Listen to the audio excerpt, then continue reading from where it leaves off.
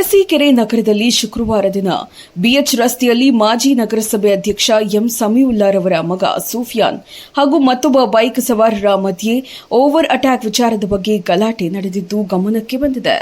ಗಲಾಟೆ ಮಾಡಿಕೊಂಡ ಇಬ್ಬರು ಕೂಡ ಗಲಾಟೆ ನಡೆದ ದಿನವೇ ತಮ್ಮ ತಮ್ಮ ತಪ್ಪುಗಳನ್ನು ಒಪ್ಪಿಕೊಂಡು ಇತ್ಯರ್ಥ ಮಾಡಿಕೊಂಡಿದ್ದಾರೆ. ಹಿಂದೂ ಮುಸ್ಲಿಂ ಅನ್ನೋ ಭೇದ ಭಾವ ಇಲ್ಲದೆ ಬಾಳುತ್ತಿರುವ ನಮ್ಮ ಅರಸೀಕೆರೆ ಕ್ಷೇತ್ರದಲ್ಲಿ ಕೋಮುಗಲಭೆ ಸೃಷ್ಟಿ ಮಾಡಲು ಎನ್ಆರ್ ಸಂತೋಷ್ ಎಂಬ ವ್ಯಕ್ತಿ ಹಿಂದೂ ಹುಡುಗನನ್ನ ಮುಸ್ಲಿಂ ಗೂಂಡಾಗಳು ಹೊಡೆದ್ರು ಎಂದು ಹೇಳಿ ಪಿಪಿ ವೃತ್ತದಲ್ಲಿ ಮುಸಲ್ಮಾನರು ಗಂಡಸರಲ್ಲ ಇಂತಹ ಕೋಮುಗಲಭೆ ಮಾಡುವ ಪ್ರಚೋದನೆ ಹೇಳಿಕೆ ನೀಡುತ್ತಿರುವುದು ಸರಿಯಲ್ಲ. ನಾನು 3 ಬಾರಿ ನಗರಸಭೆ ಅಧ್ಯಕ್ಷ ಆದರೂ ಕೂಡ ಜಾತಿ ಭೇದ ಭಾವ ಇಲ್ಲದೆ ನಗರದ ಅಭಿವೃದ್ಧಿ ಕೆಲಸಗಳನ್ನು ಮಾಡಿದ್ದೇನೆ.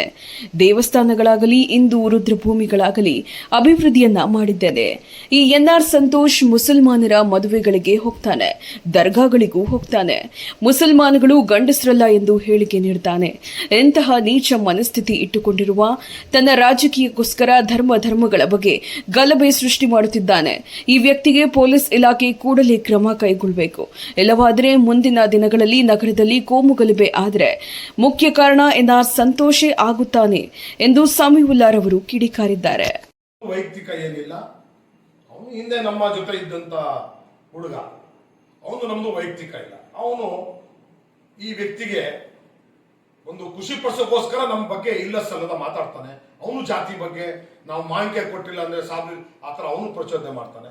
ಅವನ ಬಗ್ಗೆನೂ ಕಾನೂನು ಕ್ರಮ ತಗೋಬೇಕು ಅಂತ ಹೇಳಿ ಇದೇ ಅಜ್ಜಪ್ಪ ಲಾಯರ್ ಫೀಸ್ ಕಟ್ಟಕ್ಕೆ, ಅದು ಅವ್ರ ತಂಗಿ ಇದೆಯಲ್ಲ, ನಮ್ಮ ಅಕ್ಕ ತಂಗಿ ಇದ್ದಂಗೆ, ಇವತ್ತು ಇವನು ಲಾಯರ್ ಫೀಸ್, ಇವನು ಜೈಲಲ್ಲಿ ಇದ್ದಾಗ ಇದೇ ಎನ್ಆರ್ ಸಂತೋಷು ಜೈಲಲ್ಲಿ ಹಾಕ್ಸಿದ್ರು ಇವನ್ಗೆ. ಇವನು ಲಾಯರ್ ಫೀಸ್ ಕಟ್ಟಬೇಕಾದ್ರೆ ಲಾಯರ್ಗೆ ನೋಡಿ 8 ಡಿಸೆಂಬರ್ 22ಕ್ಕೆ ನಾನು ಇವನು ಕೇಸ್ ಹಾಕಿ ಅವ್ರ ತಂಗಿ ಫೋನ್ ಪೇ ಲಾಯರ್ಗೆ ದುಡ್ಡು ಹಾಕ್ಸಿರೋದು, ಅವ್ರ ತಂಗಿ ಸ್ಟೇಟಸ್ ಇದಕ್ಕೆ ಹಾಕಿದೀನಿ ನೋಡಿ ವಾಟ್ಸಪ್ಗೆ. 8 ಡಿಸೆಂಬರ್ 22ಕ್ಕೆ ಆವತ್ತು ನಮ್ಮ ದುಡ್ಡು ಇವ್ರಿಗೆ, ಇವತ್ತು ನಮ್ದು ದುಡ್ಡು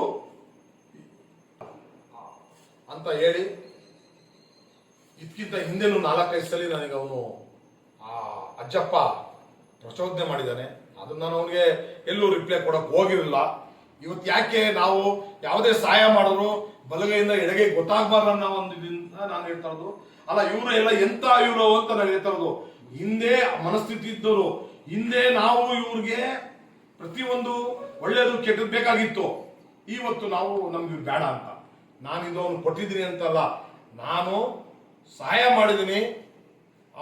ಆದ್ರೂ ಅವ್ನು ಮೆಚ್ಚಕ್ಕೋಸ್ಕರ ಅವ್ನು ನಮ್ಮ ವಿರುದ್ಧವಾಗಿ ಹೇಳ್ತಾನೆ ಅಂತ ಹೇಳ್ತಾ ಜೊತೆಲಿ ಮಾಜಿ ನಗರಸಭೆಯ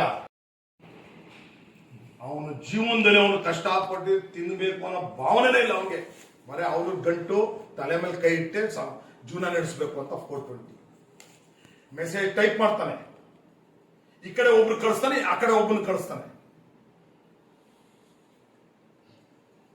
10 ನಿಮಿಷ ಆದ್ಮೇಲೆ ಒಂದು ಪಕ್ಷದ ಇದಕ್ಕೆ ಪರವಾಗಿ ಕಳಿಸ್ತಾನೆ ಮೆಸೇಜ್. ಇಂಥ 420ಗಳು ಇರೋದ್ರಿಂದನೇ ಇವತ್ತು ನಮ್ಮ ಅರಸೀಕೆರೆ ಇಷ್ಟೊಂದು ರಾಜಕಾರಣದಲ್ಲಿ ಇವತ್ತು ಅಶಾಂತಿ ಉಂಟು ಮಾಡ್ತಾ ಇರೋದು. ಇಂಥ 420ಗಳು ಜೀವನದಲ್ಲಿ 6ಕ್ಕೆ ಹತ್ತಿಲ್ಲ, 3ಕ್ಕೆ ಇಳಿದಿಲ್ಲ. ಇವರು ಹೋಗ್ತೀನಿ ಇಷ್ಟು, ನೀವು ಇನ್ಮೇಲಾದ್ರೂ ಬೆಕ್ಕು ಹಾಲು ಕುಡಿಯೋ ಟೈಮಲ್ಲಿ ಕಣ್ಣು ಮುಚ್ಕೊಂಡು ಹಾಲು ಕುಡಿಯಲ್ಲ, ಇನ್ಮೇಲಾದ್ರೂ ನೀವು ತಿತ್ಕೊಂಡು ನೀವು ಒಳ್ಳೆತನದಿಂದ ಜೀವನ ಮಾಡ್ಕೊಂಡು ಹೋಗಿ ಅಂತ ನಾನು ಅವ್ರಿಗೆ ಒಂದು ಕಿವಿ ಮಾತು ಹೇಳ್ತಾ, ಇನ್ನ ಇದ್ರ ಜೊತೆನೆ GVT ಬಸವರಾಜ್ ಅವರು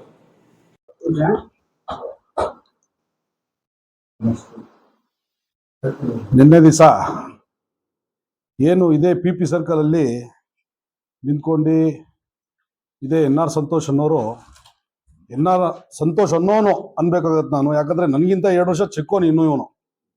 ನನಗೆ 38 ವರ್ಷ, ಅವನಿಗೆ 36 ವರ್ಷ. ಹಂಗಾಗಿ ಅವನಿಗೆ ಅವನೇ ಅಂತ ಹೇಳ್ಬೇಕು ನಾನು.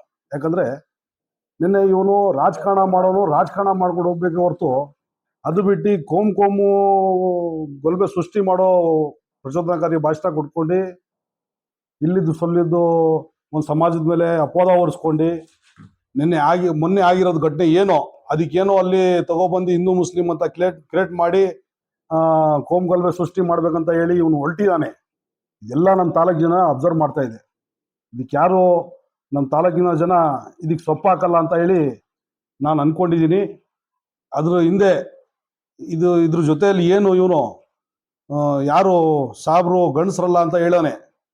ಸಾಬ್ರದು ಬಿಟ್ಟು ನಿಂದು ವೈಯಕ್ತಿಕ ಏನಾರ ಇದ್ರೆ ನನ್ನ ಹತ್ರ ಬಾರಪ್ಪ ಡೈರೆಕ್ಟು.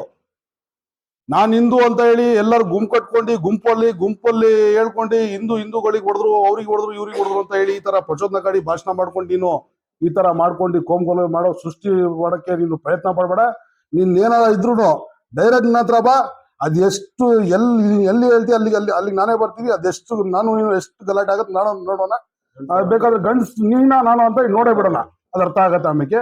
ಅದು ಬಿಟ್ಟು ಇನ್ನೊಂದ್ಸತಿ ನಮ್ಮ ಸಮಾಜದ ಬಗ್ಗೆ ಆಗ್ಲಿ, ನಮ್ಮ ಸಮಾಜದ ಗುರುಗಳ ಬಗ್ಗೆ ಆಗ್ಲಿ ಏನಾರ ಇನ್ನೊಂದ್ಸತಿ ನೀನ್ ಈ ತರ ಭಾಷಣ ಮಾಡಿದೆ ಅಂತ ತಿಳ್ಕೊ, ಇದ್ರ ಪರಿಣಾಮ ನೀನ್ ಬೇರೆ ತರ ಎದುರಿಸ್ಬೇಕಾಗತ್ತೆ. ಇದೇ ಲಾಸ್ಟ್, ಇದೇ ಫಸ್ಟ್, ಇದು ವಾರ್ನಿಂಗ್ ಕೊಟ್ಟಿದೀನಿ, ಹುಷಾರ್. ಆಮೇಲೆ ನಿನ್ನೆ ಒಂದು ನಿಮ್ಮ ಊರಿನಲ್ಲಿ ನಡೆಯುವ ಅಕ್ರಮ ಹಾಗೂ ಭ್ರಷ್ಟಾಚಾರದ ಕುರಿತು ವಿಡಿಯೋ ಮಾಡಿ ನಮಗೆ ಕಳುಹಿಸಿಕೊಟ್ಟಲ್ಲಿ ನಮ್ಮ ಕರ್ನಾಟಕ ಜ್ಯೋತಿ ಟಿವಿಯಲ್ಲಿ ಸುದ್ದಿ ಪ್ರಸಾರ ಮಾಡಲಾಗುತ್ತೆ. WhatsApp number 9901596435. ನಿಮ್ಮ ಊರಿನ ಸಮಸ್ಯೆಗಳಿಗೆ ನೀವೇ ಪರಿಹಾರ ಕಂಡುಕೊಳ್ಳಿ. ಸದಾ ನಿಮ್ಮೊಂದಿಗೆ ಕರ್ನಾಟಕ ಜ್ಯೋತಿ ಟಿವಿ. ಲೈಕ್ ಮಾಡಿ, ಶೇರ್ ಮಾಡಿ, ಸಬ್ಸ್ಕ್ರೈಬ್ ಮಾಡಿ ಮತ್ತು ಬೆಲ್ ಬಟನ್ ಒತ್ತಿ.